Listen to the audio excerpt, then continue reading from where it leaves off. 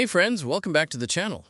In this video, I'm going to show you how to fix the failed to receive platform SIPT error when launching League of Legends. This is a network-related issue, and the steps I'll show you have helped many players get back into the game. Let's get started. First, right-click the Start menu and select Run. In the Run box, type ncpa.cpl and press Enter. This will open your Network Connections window. Now, right-click your active network adapter, either Wi-Fi or Ethernet, and select Properties. In the list, uncheck Internet Protocol version 6, TCP IPv6, then click OK. Next, open the Start menu, type CMD, then right-click Command Prompt and select Run as Administrator.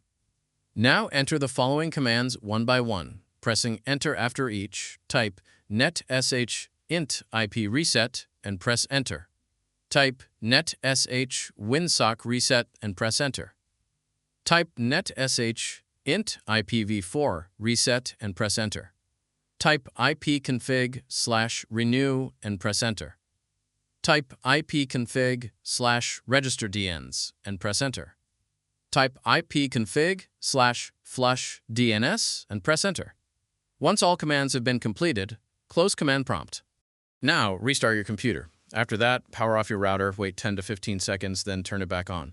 Once your internet reconnects, try launching League of Legends again. In most cases, this already fixes the SIPT error. Solution 4.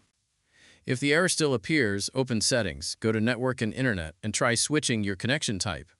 If you're using Wi-Fi, turn it off and connect using an Ethernet cable. If you're already on Ethernet, try switching to Wi-Fi. If Ethernet isn't available, use your mobile hotspot temporarily.